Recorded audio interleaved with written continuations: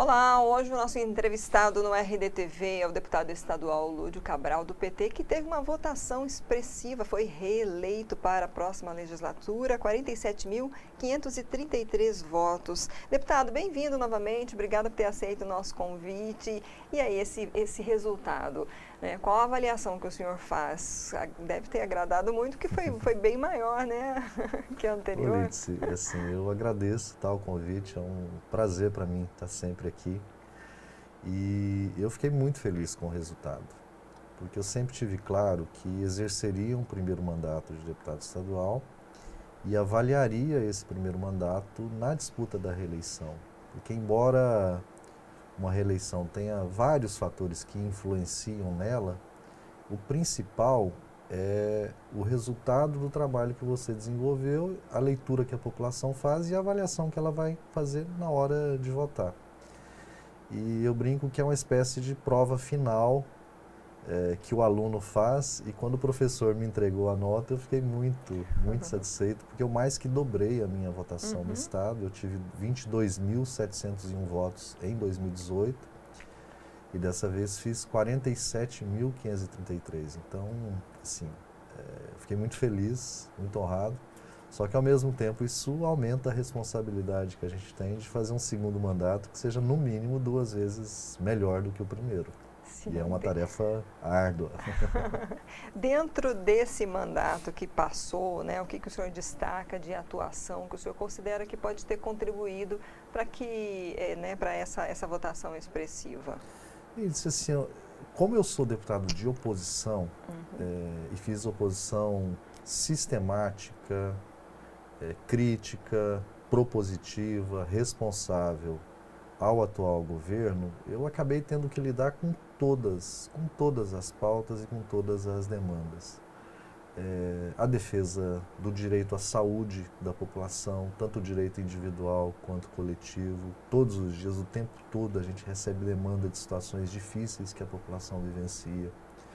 O trabalho que eu desenvolvi na pandemia da Covid-19, porque tive a oportunidade de estar deputado estadual e ser médico sanitarista, que a especialidade é exatamente lidar com situações como uma epidemia. Então, isso me permitiu trabalhar bastante como sanitarista durante a pandemia. A defesa da educação, porque a educação pública em Mato Grosso está sendo desmontada neste governo, o que é muito ruim, é muito doloroso. Depois a gente vai falar, a gente está vivendo agora uma situação dramática de continuidade no fechamento de escolas e de turmas. O estado todo é mobilizado, as famílias sofrendo, as comunidades escolares sofrendo por conta disso. Então nós lutamos muito na educação, tanto que tem gente que acha que eu sou professor. Eu sou médico e as pessoas, o Lúdio é professor. Mas eu sou... então a luta na educação foi muito forte, a luta em defesa do conjunto dos servidores, de todas as categorias, em todos os momentos, pelos direitos que o servidor público tem, porque também foi muito atacado pelo atual governo. A defesa dos aposentados e pensionistas, muito forte também, uma pauta pesada que ainda a gente está lutando.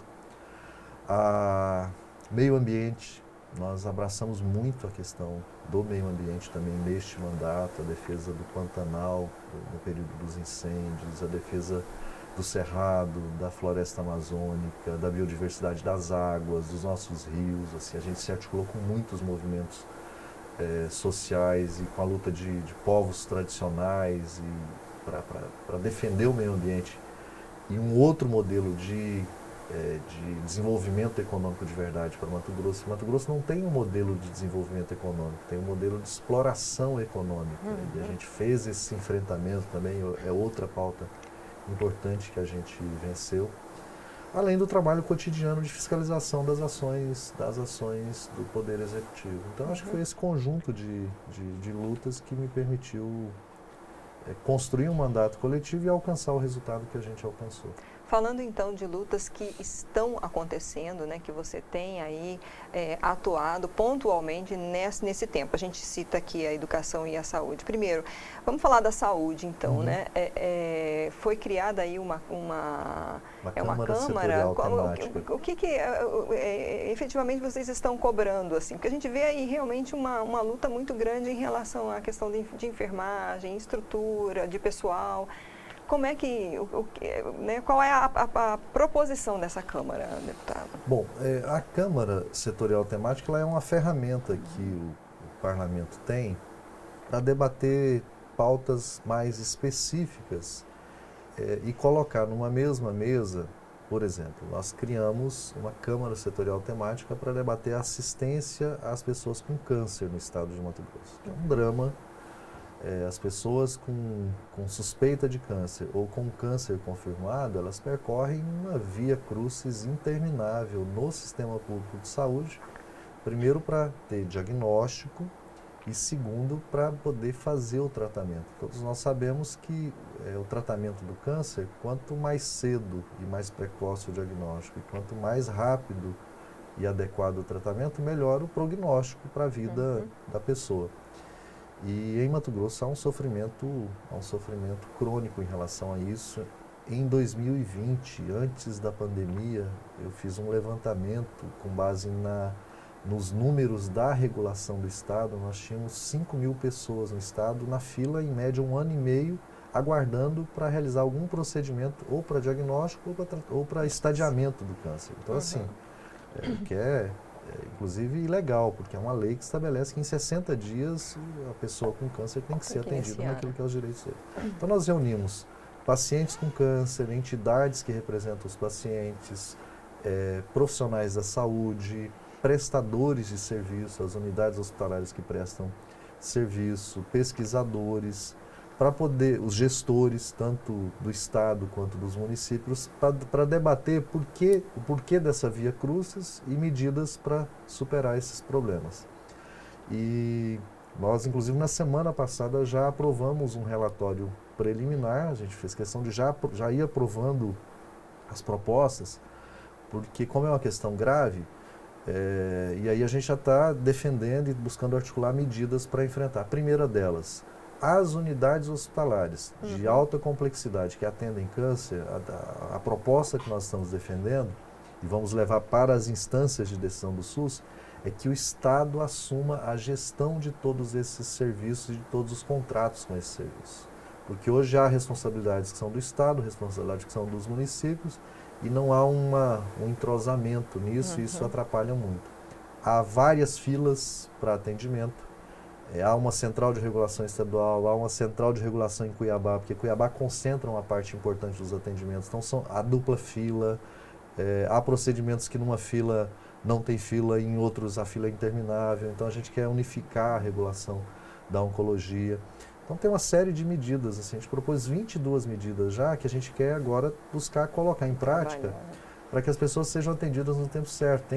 Tem situações, por exemplo, assim, um paciente lá em Juara fica 3 meses perdendo peso com um quadro crônico de diarreia.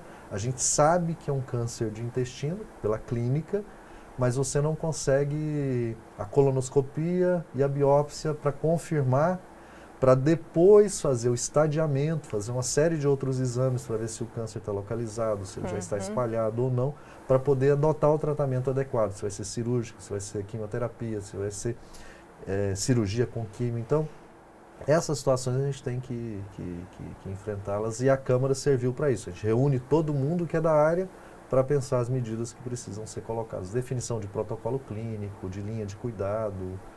E por vezes o paciente, a família, e ficam esperando nessa fila para chegar por meses, aí chega ali, não é competência do Estado, do município e vice-versa, e aí recomeça, acho que é isso que seria. Essa semana, por exemplo, nós estamos no Novembro Azul.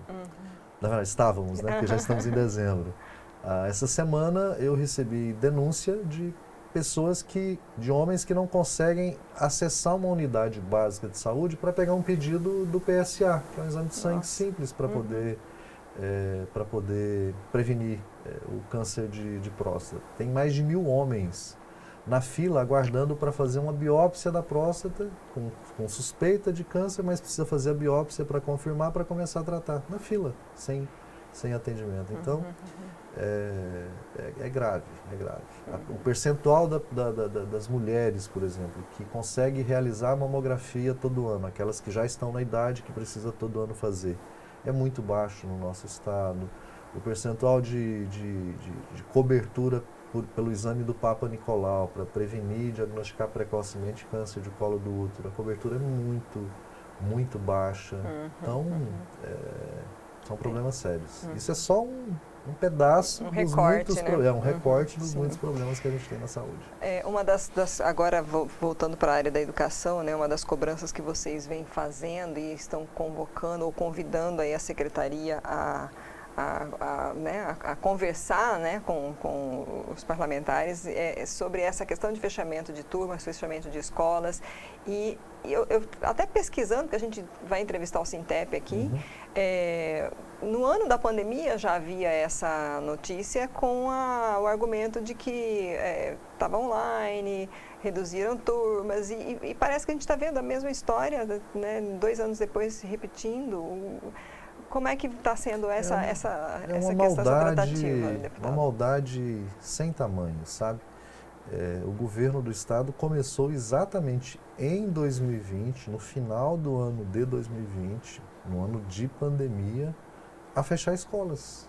Simplesmente fechar escolas. 6 escolas em Várzea Grande em novembro, dezembro de 2020, num período em que os alunos estavam afastados da escola, os trabalhadores estavam afastados das escolas. A escola é um espaço de sociabilidade, de convivência, de construção de identidade, de laços afetivos, né, para toda a nossa vida. Todos nós nos lembramos da escola onde nós fizemos o nosso ensino fundamental, onde nós fizemos o nosso ensino médio. A gente guarda na lembrança, na memória. Se a gente pudesse, os nossos filhos estudariam nas escolas onde nós estudamos, por conta do vínculo, inclusive, afetivo que a gente tem. E o Estado, assim, de uma forma arbitrária, com um pensamento cartesiano de quem calcula números em uma planilha, resolveu que não, eu vou fechar.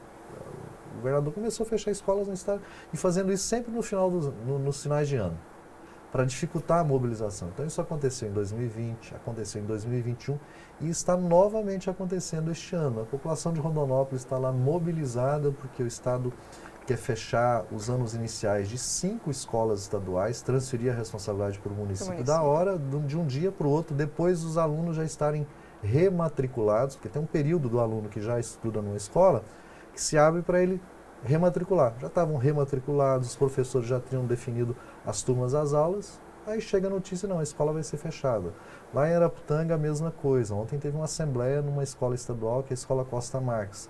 Vai ser transferida a escola para o município, os anos iniciais ficam com o município, os anos finais ficam com o Estado. A educação, assim, educação infantil, que é creche para a escola, é responsabilidade exclusiva dos municípios. E nós sabemos que todos os municípios não conseguem dar cobertura para atender todas as crianças. Ontem eu li uma matéria de 1.700 crianças lá em Sorriso, sem creche para a escola, que é responsabilidade exclusiva do município. O ensino fundamental, que é de 1 a 9, antes era da 1ª a 8ª, agora é de 1 a 9, é responsabilidade compartilhada entre Estado e município. E o Estado resolveu o seguinte, olha, anos iniciais, do 1º ao 5º, tudo para o município e os anos finais com o Estado. Só que não é assim, sabe? Não é uma questão de número e de matemática, porque uma escola, ela oferece do 1º ao 9º, ela está num território, ela tem uma comunidade no entorno dela. E às vezes em um município tem 2 ou 3 escolas longe umas das outras, então ó, essa escola aqui vai ser anos iniciais. Então, quem vive nesse entorno, que é ano final, não vai poder mais estudar aqui, vai ter que andar 5, 7 quilômetros para ir para uma outra escola não em outro raro, lugar. Na mesma família tem crianças em várias escolas, né? Várias turmas, várias isso não poderia, então, por exemplo, ser feito, ser combinado, ser planejado? Os municípios vão precisar de suporte e vão pedir para o Estado. Né? E, assim, qual seria a alternativa? O Estado deveria ajudar os municípios a ampliar a cobertura na educação infantil, que é a responsabilidade exclusiva deles. E onde o Estado oferece o ensino fundamental desde os anos iniciais, não há por que não manter. Uma escola que tem bom resultado no IDEB, inclusive, transferida para o município, qual que é a lógica disso, se a responsabilidade pode ser compartilhada? Se o recurso que é utilizado para manter aquilo é o mesmo, independente de quem administra, é o recurso dos impostos que toda a população paga. Escola não se fecha, escola se abre, né? Governos não podem fechar a escola. Governos têm que abrir escolas, porque a população cresce, as cidades se expandem. O tal do redimensionamento, ele tem que ser algo cotidiano, mas pontual, né? Aqui precisa ampliar uma sala, porque aumentou o número de crianças. Aqui vai ter que aumentar uma turma, porque o grupo que saiu do ensino dos anos iniciais vai para o ensino fundamental, precisa de uma turma, de uma sala nova. Você vai fazendo isso ao longo do tempo de forma tranquila, de forma serena. Ora, o Estado tem um quadro de profissionais da educação que são pedagogos para dar aula nos anos iniciais, outros professores de área para dar aula nos anos finais. O município tem as duas coisas da mesma forma. Então, agora sim, esse trabalhador que é do Estado, ele não vai ter escola estadual mais para trabalhar, ele terá que ser cedido para o município. O trabalhador do município, que é dos anos finais, terá que ser cedido para o Estado. Então, vira uma confusão sem fim, sabe? E a população vira uma bola de ping-pong para lá e para cá. Bom, nesse ponto vocês ainda estão lutando, ainda vão receber a secretaria, ainda vão conversar. Semana passada eu aprovei um requerimento de convocação do secretário, nós fizemos a sessão de convocação para debater este problema e outros problemas sérios que as escolas têm e cobramos posicionamento. Conseguimos já evitar que a Escola Estadual Souza Bandeira já tenha que encerrar a turma do segundo ano dos anos iniciais. Terça-feira à noite teve uma audiência pública lá em Rondonópolis para debater a situação das escolas de lá, porque eles querem fechar as escolas, transferir os alunos, mas o município não se preparou. E aí o município está buscando barracão, um prédio alugado ou um prédio adaptado. Não é assim. Por que eu tiro um aluno de uma escola estadual que tem um bom resultado? A melhor nota do IDEB nos anos iniciais do ensino fundamental é uma escola lá de Rondonópolis, que está sendo transferida para o município. Precisa disso? Não precisa.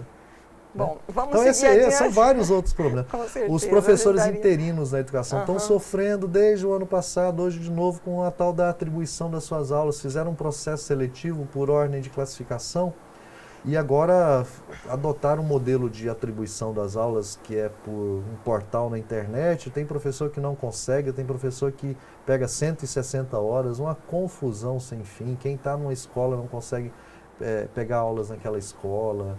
A ordem de classificação é desrespeitada, uns é por telefone, outros é por esse portal, um sofrimento assim, completamente desnecessário. A gente vai ter o Sintep aqui, gente, para detalhar tudo isso aí, vai faltar tempo. Bom, vamos seguir então, deputado. Claro que então o que a gente está vendo aqui, a sua luta de cobranças em relação ao governo do Mauro Mendes, a sua lista é grande, né? Enorme.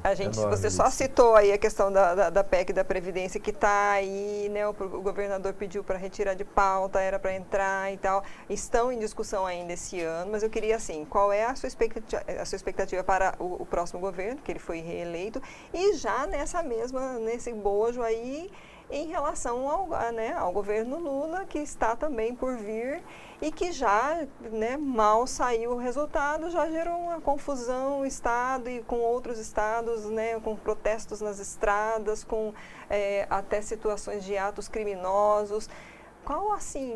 Você esperava isso, deputado? Infelizmente, assim, nós já estávamos preparados para ter que conviver com esse tipo de situação, por conta do radicalismo e da ignorância mesmo, da incapacidade de convivência política com a diferença de uma parcela bem minoritária do bolsonarismo, porque não são todos os eleitores do Bolsonaro. O Bolsonaro teve 58 milhões de votos. Então, a maioria desses eleitores, eu diria quase totalidade desses eleitores, mesmo tendo feito essa opção, não questionam o resultado da eleição, não vão para a porta de quartel ajoelhar para poder pedir intervenção militar, não ficam suscetíveis à enxurrada de fake news que se espalham pelos grupos de WhatsApp, não ficam se comunicando com extraterrestre para para denunciar o resultado da eleição, não ficam caindo na conversa fiada do pendrive que o filho do presidente foi levar lá para o estádio da Copa, para a sala VIP, lá onde ele assistiu os jogos. A maioria da população não está nessa vibe. Agora, tem uma parcela minoritária, e é muito triste, porque Mato Grosso é uma espécie de epicentro disso, né? De empresários muito ricos de um setor do agronegócio, bancando essas manifestações e atos que deixaram de ser manifestações, passaram a ser atos criminosos mesmo, até de terrorismo, incendiar uma ambulância, colocar fogo num escritório de uma concessionária, atirar em caminhões, assim, não tem sentido nenhum isso.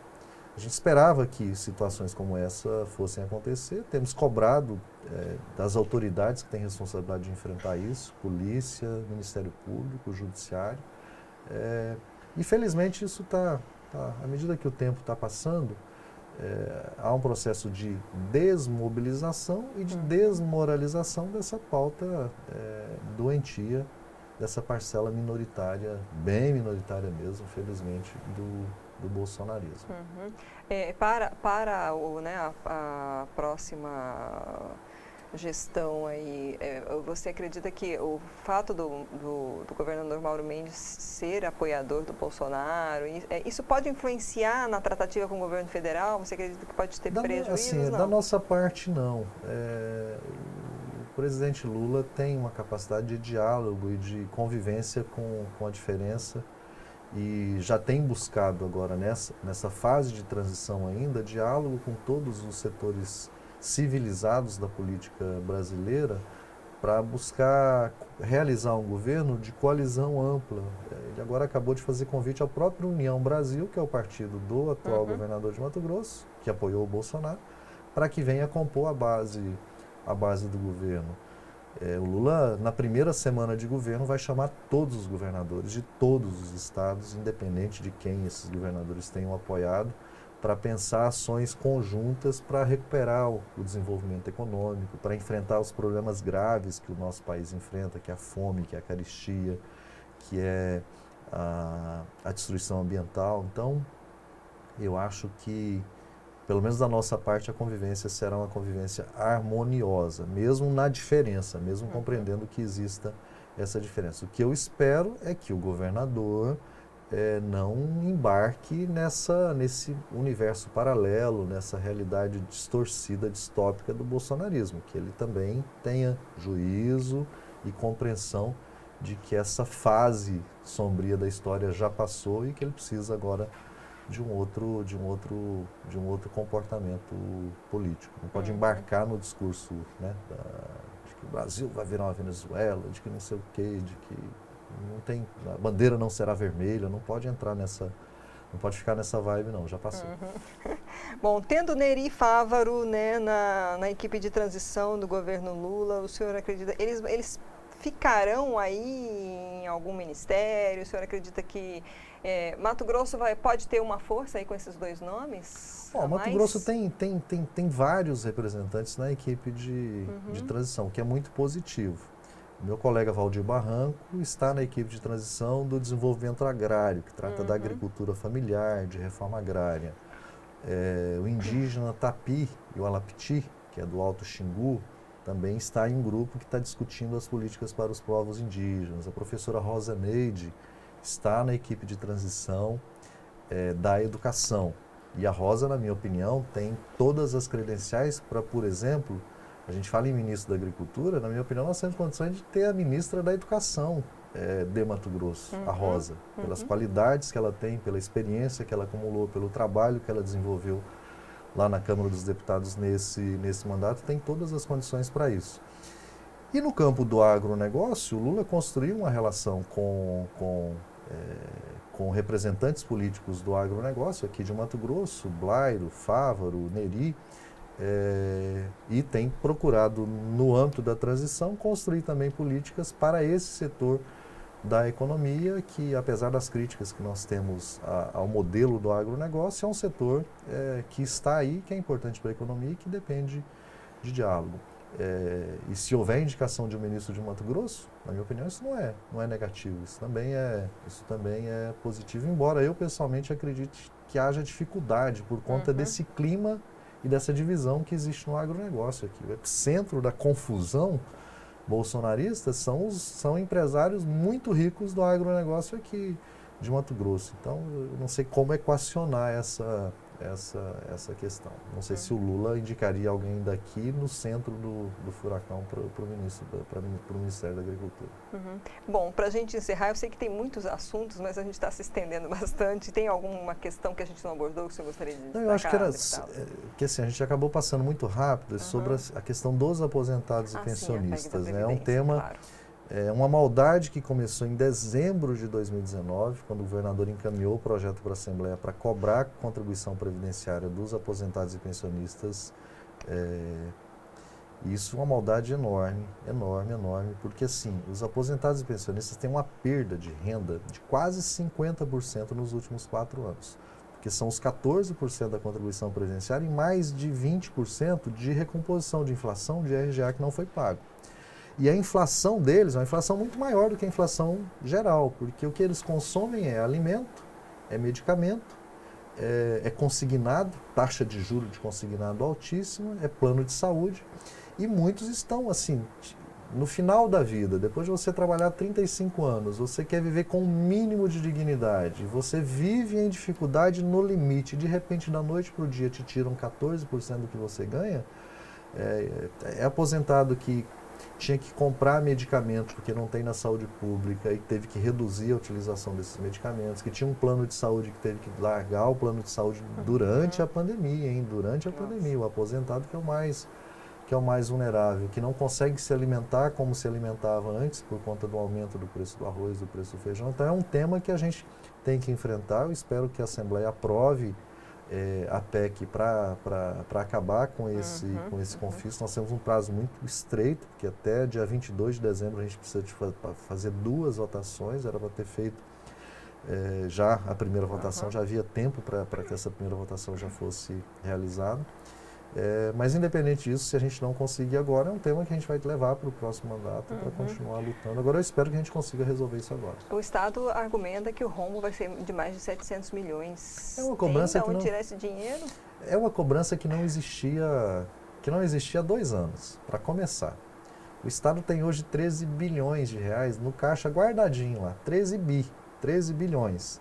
2020 sobrou 3.900, 2021 sobrou mais de 4 bilhões, hoje tem 13 bilhões em caixa. Tem uma previsão de arrecadação para 2023 de mais de 32 bilhões. Estão prevendo no orçamento apenas 26, já vai ter uma margem de 6 bi. O impacto para acabar com essa cobrança, ele é de 241 milhões para a maior parcela dos aposentados e pensionistas e talvez mais 100 milhões, mas esses 100 milhões é para assegurar o tal do déficit atuarial, que é um déficit previsto para 30 anos, não é déficit presente. Então o impacto é de 240, 250, 270 milhões de reais. Isso é 0,6, 0,7% do que o Estado vai arrecadar no ano que vem. Então, é maldade mesmo, porque não, o governador diz, quer sacrificar essa parcela da população para servir de exemplo do perfil de governo que ele realiza e atender aos muito ricos. Nós vamos continuar lutando para tentar convencê-lo do contrário. Ok, espero que consigam também, né? A gente torce aí por eles, né? pelos aposentados. Obrigada, deputado, novamente. Eu é que agradeço, Lídice. Bom, nós conversamos com o deputado estadual Lúdio Cabral, do PT. Essa entrevista fica disponível no nosso canal do YouTube, no site RD News. Curta e compartilhe. Até a próxima.